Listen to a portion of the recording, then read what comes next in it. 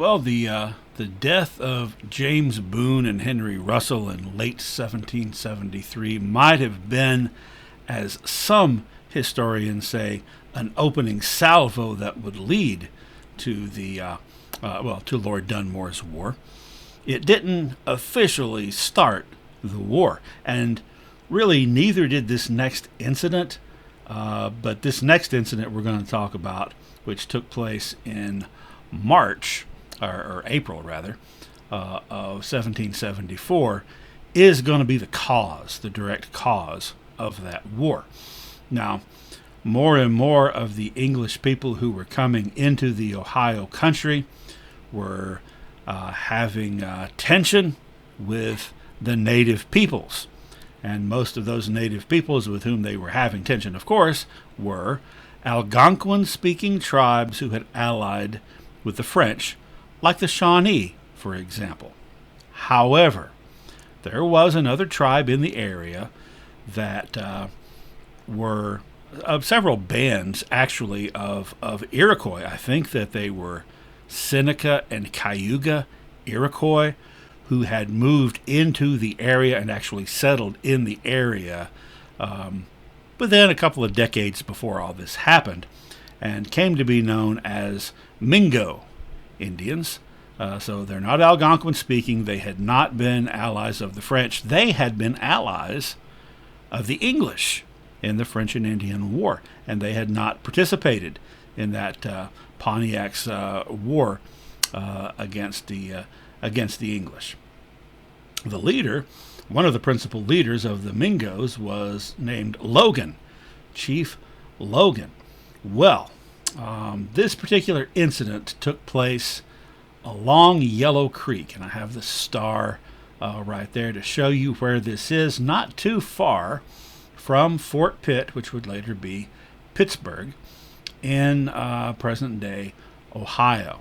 So what happened was some English colonists who didn't like Indians lured a small group of traveling Mingo Indians into their camp, offering to share their liquor with them and to have to participate in some games. And just basically being neighborly, right? Invited these Mingos in and then killed them. Almost all of them. The only one that didn't get killed was a 2-year-old child. So they killed this group of, I think it was about a dozen people. Now, that's bad enough, right? So they just lure these people in under false pretenses and essentially murder them. That's bad regardless. They are not the Indians that they had been fighting against or even had any tension with. They were the Indians who had been their allies all along and who continued to be friends of the English. That's still not the worst part. This small group of Mingo Indians consisted, among others, of Chief Logan's wife and her brother and nephew, and her sister, her pregnant sister, and a few others. And they were all killed by the English colonists, or you could say the American colonists. In fact, the worst part, some of them were tortured, some of them were mutilated, and in fact, Chief Logan's pregnant sister-in-law was cut open and her unborn child taken out and scalped. Well, this is not how you win friends and influence people. This is very reminiscent to the beginning of the Anglo-Cherokee War, actually, if you think about it, which was less than 20 years, between 15 and 20 years before this. Remember that, when those colonists killed a bunch of Cherokees who were on their side? Same thing. What did that cause to happen back in 1758?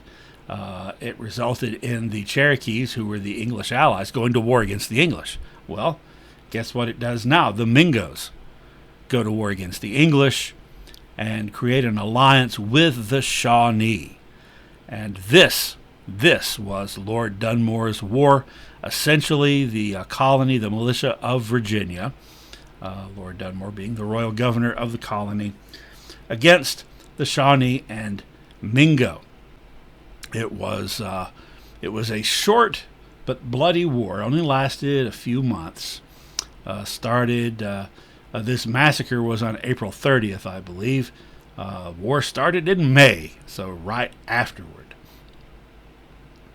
And it culminated in November in the Battle of Point Pleasant, which I have circled there in red, and you can see the route of the two different arms of the Virginia Army.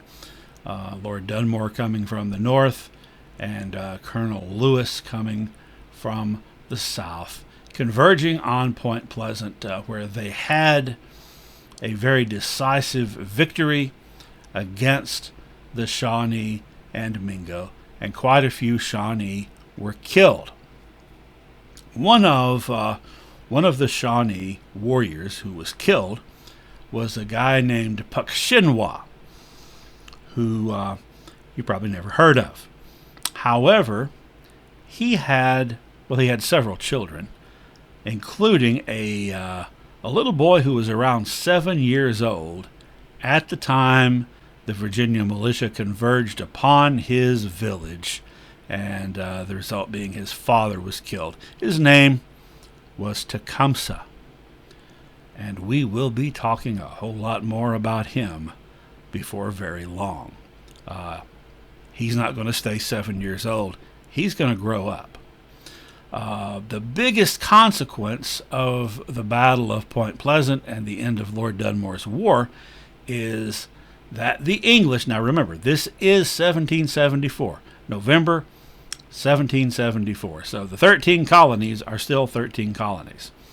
The English make the Ohio River, which we see here in this map in blue, the Ohio River, the southern border of the, quote, Indian Reserve, of the territory of the Indian tribes of the Shawnee and their allies. So what that essentially means is that the western part of Virginia and what is now the state of Kentucky were lost to the Shawnee and their allies. They were signed away to the English. So this theoretically is going to open the way for that area to be settled, except that the Cherokees were not directly involved in this war, and the Cherokees lay claim to Kentucky. So that's going to be an obstacle there. Another obstacle is the fact that the chiefs of the Shawnee are forced to sign this treaty and to agree to recognize the Ohio River as their southern border, but individual warriors do not. Remember how native culture works. No one can order anyone else and tell them what to do, so many of the warriors are like, well, I don't care what this particular village's chief said. That's our territory, and we're going to defend it. All right, so that is November 1774. Let's now go forward just a few months to March of 1775, and we're going to go farther south into what is now the easternmost part of Tennessee, but which then, of course, was it was Cherokee country, right next to the colony of, right there where the colonies of North Carolina and Virginia meet, at a place called Sycamore Shoals. And there's a picture of the shoals. The shoals are where, it's kind of like whitewater area. It's where there's a lot of rocks and the water gets less deep. So sometime before this, some colonists, and at this point you can call them English colonists, you can call them American colonists, either one works. Some colonists from Virginia and North Carolina had come into this region to make a settlement there along Sycamore Shoals in what is now the town of Elizabethton, thinking that, initially claiming to think that they were in Virginia territory, but they weren't. They were in Cherokee territory. So they were informed. Now remember, this is 1772 we're talking about. They were informed that's a violation of the Proclamation of 1763, and English colonists aren't allowed in that area. It's Cherokee land. So their way of dealing with that was that they rented from the Cherokees. They leased the land from the various leaders of the Cherokee towns in that region, and they gave them some trade goods, and in return were given permission to also use the area. And they built up a fort in 1775 called Fort Watauga, and in fact they called themselves the Watauga Association, and they had several little settlements right around in that region.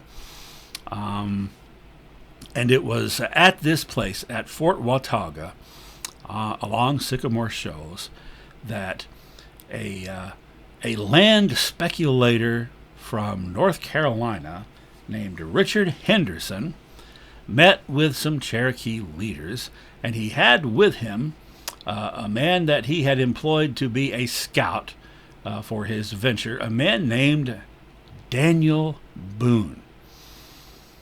Now, around this time, the Watauga Association flat out bought the area where their little towns were from the Cherokees, although Virginia refused to recognize that. But they did that. So Henderson bought the Cherokee claim, much of the Cherokee claim in Kentucky. And what he was planning to make the 14th colony. Vandalia never became the 14th colony, so now his plan is to make a colony and call it Transylvania, and make that the 14th colony. Now, again, part of the problem here is who he's dealing with. The people he's paying for this land don't necessarily have the authority or have authority over any of the native peoples who live there, or any of the other Cherokees and other Cherokee towns who hunt there. Nonetheless, he makes this purchase for 10,000 English pounds worth of trade goods to the Cherokees. And his plan is to start some settlements there. And as you can see, it's a big part of Kentucky, but it also goes down into northern Middle Tennessee. All right, so that was his plan. And he hired, like I said, hired Daniel Boone to be a scout to build a road into this territory. The Wilderness Trail, it was to be called. So Boone had a lot of people working for him, and he also had a lot of settlers. Now, he discovered a thing called the Cumberland Gap, and you can see that right here in this map. It's a spot where you got the Appalachian Mountains. One mountain kind of overlaps with another mountain, but there's a flat spot right in between them, a gap in the mountains that you can take wagons over without having to take wagons through without having to go over the mountains. All right, so this was discovered by Daniel Boone, and in the sense that it was made known to the white colonists. Of course, the native people knew about it, and so now this is a way that you can bring large numbers of people through the mountains instead of over the mountains. And so that's what he does, is he leads a large number of settlers through the Cumberland Gap and establishes the colony of Boonesboro. And here's another look at it. You can see the Wilderness Road that's being blazed there, and then you can see where the Cumberland Gap is. Now, this is not far at all. Cumberland Gap, not far at all from where Boone had been before his son had been killed. Well, here is a drawing of Fort Boonesboro, which was established right there. This is how it would have looked in around 1778. And smaller map shows you where in Kentucky that was located. So, does Transylvania become the 14th colony? Of course not, for two reasons. Number one, just like with Vandalia, the original 13 colonies claim that land. They claim, remember that from the time they were chartered, they believed their borders went not just to the mountains, but past the mountains as far as you could go, right? So Virginia is claiming that part of the land. North Carolina is claiming the land where the Watauga Association was. Nevertheless, more and more people start moving into the area. I said one reason is because the colonies didn't accept it. Another reason is this whole deal was made in March 1775. Do you know what happened in April 1775? The American Revolution started. Battles of Lexington and Concord in Massachusetts. And then all of a sudden, everything is up in the air. And within a year, a Declaration of Independence has been made. And those 13 colonies are no longer colonies. They are the 13 states of the United States of America. Nonetheless, Daniel Boone and the others, they get here, they set up, there's a lot more of them, they're able to bring more, and they're not as easily dislodged by the Cherokees and their Shawnee allies. So Shawnee warriors, Shawnee bands are still operating with the Cherokees in Kentucky to drive out these settlers. And in fact, on one raid, they captured Daniel Boone's daughter Jemima.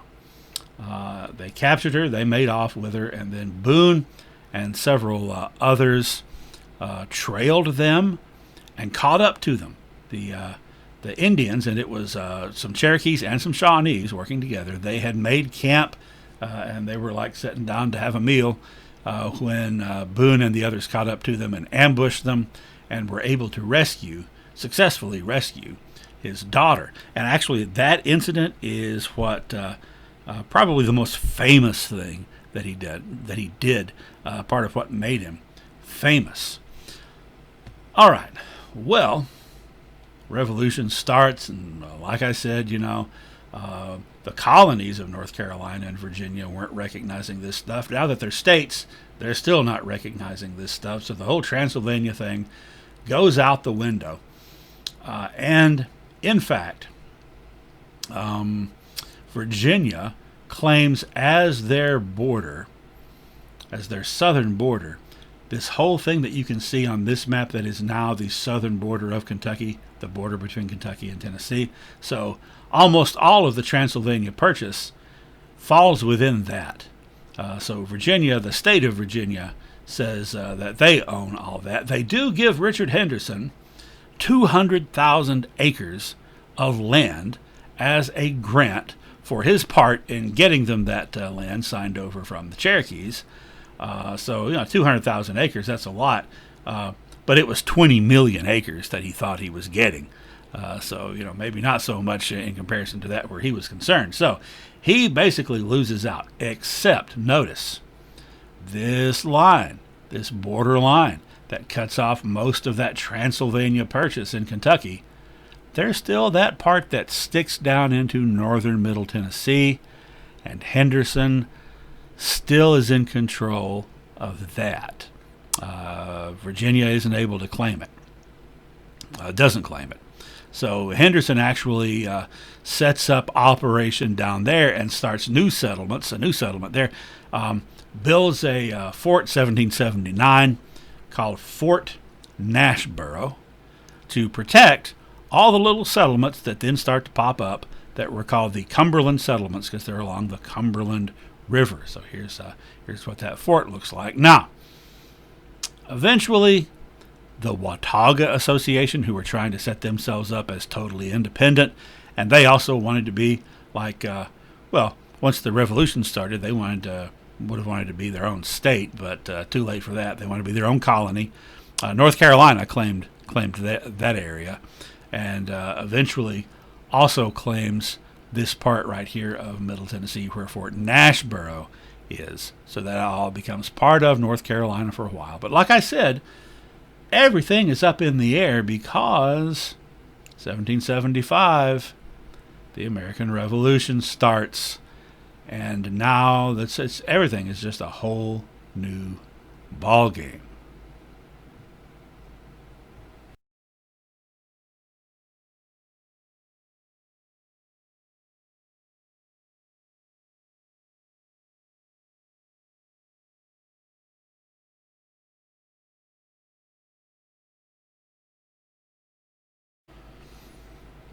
Well, as you are well aware, around the time that Lord Dunmore's War was being presaged, or sort of the first salvos cast with the killing of James Boone in 1773, kind of the initial salvo of what would become the American Revolution was taking place up in Boston Harbor, the Boston Tea Party, no doubt. You know all about that. The colonists were protesting against the British, and they boarded these British merchant ships and threw all this tea overboard that they were being taxed with. And if you are familiar with the story, then you know they disguised themselves by dressing as Indians. Now, they weren't trying to make someone think they really were Indians. They weren't trying to make people think, oh, the Wampanoag are back at it again. No. They were perhaps disguising their individual identity so they wouldn't be retaliated against, but mainly they were demonstrating that they were American, not British. They were accenting their American identity, and they did that by adopting Native American identity. Now that says volumes. That says volumes about what was going on at the time and what has gone on ever since. Essentially, there is a long tradition of Americans trying to prove their authenticity and their Americanness by incorporating American Indian imagery, with the whole mascot thing comes into play there, but also the long-standing tradition, or long-standing since the early 1800s, of so many white people claiming to have a Cherokee grandmother, most of whom find out they really don't. It's all part of establishing their unique Americanness as opposed to their Britishness. Now, some colonists, some white Americans, actually usually by force of circumstance, went a whole lot further than the people in Boston did. And I'm talking about those white colonists who had been captured by Indians and adopted into the tribe, particularly if they were captured as children. Very often, they would grow up with this Native American identity that was fully accepted by the Indians, and perhaps they were old enough to also remember how to speak English and know how to function in colonial society, but usually chose not to. Usually chose to either remain with the Indians who adopted them, or even if they departed from them, continued to have close ties with them.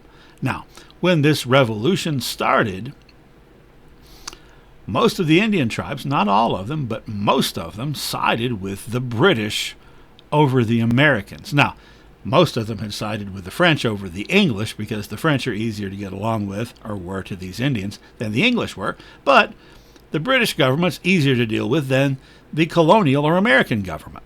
So, the Iroquois sided with the English. They had been siding with the English all along. The Shawnees also, who had been enemies of the Iroquois, now are on the same side as they are, on the side of the English, and also the Ottawa and various other tribes. Remember Chief Pontiac's tribe. They join with the English. And eventually, as we'll see, so do the Cherokees.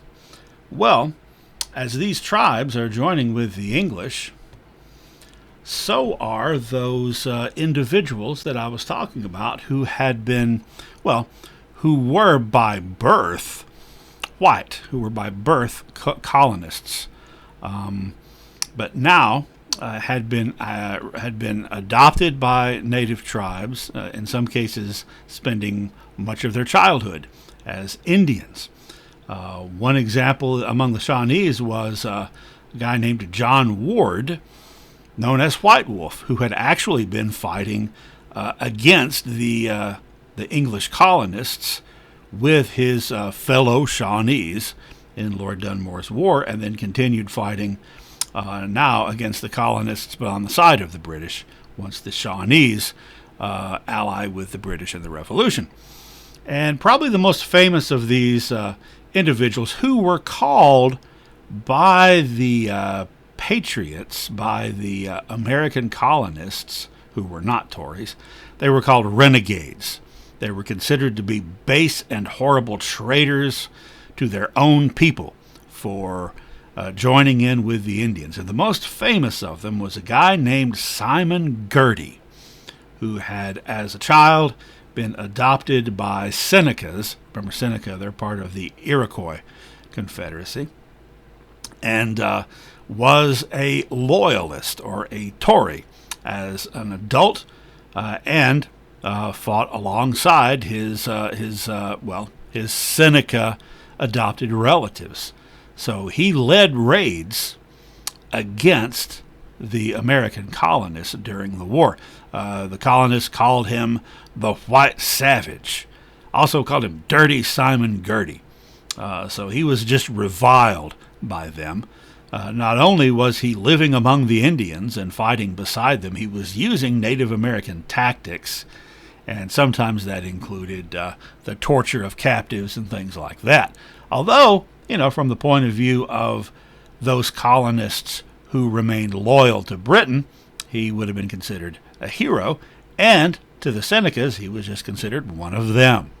Now, I first heard about Simon Girty way back in the 80s when there was a graphic novel about him that was written and illustrated by the great artist Timothy Truman. That is worth looking into if you can find a copy. There's also a novel that came out a few years ago called The Renegade by Randy Lee Eichhoff, who sadly passed away not long ago. That is all about Simon Girty and his band. So, I mentioned that the Cherokees are going to wind up on the side of the British. The principal Cherokee we're going to be talking about here is this guy, Dragging Canoe, who was the son of the famous Cherokee leader Atakulakula, whose name is translated by the English into Little Carpenter, which isn't a very accurate translation. It actually means like a piece of wood leaning against something. Atakulakula, or Little Carpenter, was a peace chief, and he had been responsible for negotiating the peace in the Anglo-Cherokee War.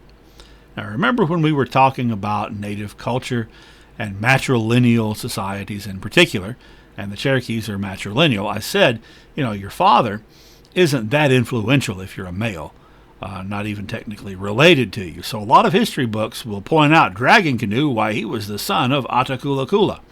But that's not really the important thing to know about him. The important thing to know about him is he was the nephew of Oconostota, who was the great Cherokee war leader. Oconostota's sister married Atakulakula. So it was Oconostota who was really the mentor to Dragging Canoe. Dragging Canoe, at the time the American Revolution broke out, was in his late 30s, and he was the chief of one of the smaller Cherokee towns. It was called Long Island, or sometimes in English Big Island or Great Island. town. It's not Long Island in New York. It's a big island on the Tennessee River that had a Cherokee town on it. Okay, so he was a leader in his own right. When the revolution started in 1776, a group, a diplomatic attaché group, essentially, from the north came to the Cherokee towns with delegates from the Shawnee, who had been the, lifelong enemies and then later allies of the Cherokees. The Mohawks, again, they're part of the Iroquois Confederacy, lifelong enemies of the Cherokees. And the Ottawas. The Ottawas, remember, that was the tribe of Pontiac. So they came down to the Cherokee town of Chota, which was the most prominent Cherokee town, and they brought with them a wampum belt. Remember, if you do remember, back when we talked about the alliances, between the Iroquois and the Dutch, we talked about wampum. It's like beaded shells that are sort of like strung together. As kind of a belt, and that's what was used often for treaties. They brought a red belt, just totally red, and that means war. And they were inviting the Cherokees to join them in war alongside the British against the Americans. Now, the most of the Cherokee leaders, the older leaders, including Atakulakula, who was a man of peace, refrained. They were not in favor of this because the Anglo-Cherokee War had been very destructive to them. So they wanted to sit this one out. But Dragging Canoe wanted none of that. He inspired many of the younger warriors, was ready to join in the fight. Now, he's in his late 30s.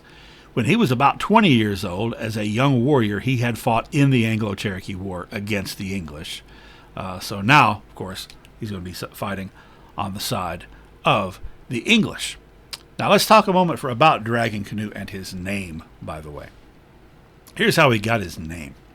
When he was about 8 or 9 years old, his uncle was leading a war party. And so they were going to get in their canoes and they were going to paddle down to whoever it was they were going to attack at that particular time. And this little kid wanted to go along, and his uncle told him, his uncle was leading the raid, "You are too young to come along. You're too small. See how all the warriors are each carrying their own canoe over their head to put in the water? When you are big enough that you can carry your own canoe, then you can come." And so they went down to the water, carried their canoes, and then they looked back behind them, and here's this little kid dragging this big canoe, trying to get to them to join them. And so, of course, he wasn't allowed to go because he was too small, but this is what earned him his name. He drags his canoe, or Dragging Canoe, to the English colonists. And that indicated that even as a small boy, he wanted to get in on the fight. He had a lot of courage. Well, he began to lead raids against the colonists, the Americans, in East Tennessee, which was part of North Carolina, and surrounding areas. The militia responded by attacking the Cherokee towns. And exactly what Atakulakula had been afraid of is exactly what happened. That is to say, the same thing that happened in 1761 at the end of the Anglo-Cherokee War. The American militias came through and burned all their crops and burned down their towns. They even burned their most sacred town to the ground. And so they were stuck. They didn't have food for the winter. And so the Cherokee leaders immediately surrendered. So this is in 1776. This is just a few months into the war. Dragging Canoe refused to surrender. Now, part of the surrender meant they were giving up part of their lands again. He refused to give up any more lands. However, he did not have the support of most of the Cherokee leaders. So he took his warriors, who came from all the different towns, who followed him, and they left the Cherokee towns, and they went down traveled southeast to the area around what is now Chattanooga, and from there farther west into northern Alabama, and they set up their own new towns, separate from the Cherokees who had surrendered, because they were not intending to surrender. They were going to continue the fight. And the biggest of these towns was called Chickamauga. And so this group of Cherokees became known to the American colonists as the Chickamaugas, or sometimes the Chickamauga Cherokees. So the Chickamaugas started fighting, picked right up. They just continued. They didn't start. They continued fighting from 1776 for the next 18 years until 1794. And the force led by Dragging Canoe included these rebel Cherokees who refused to surrender for the most part, but also some Creek Indians, some Indians from other tribes, and some Shawnee Indians. In fact, there's going to be a period of close cooperation continuing between the Chickamauga Cherokees and the Shawnees, who also, after the American Revolution was over, kept fighting up in the Ohio country. And in fact, Dragging Canoe set up what I think could be called a warrior exchange program, in which he sent his own brother up north to Ohio with a band of Cherokee warriors, Chickamauga warriors, to basically join up with the Shawnee up there. And the Shawnees sent down a band of Shawnees to join the Chickamauga Cherokees. And this happened in the early 1790s. So we've extended our way beyond the end of the American Revolution. Now, let's talk about basically what was going to be a two-front war that the United States is going to be fighting against the Chickamauga Cherokees in the south and the Shawnees up in the Ohio territory, and points in between, because you've got some Cherokees up there, some Shawnees down there, and we're going to see how that turned out.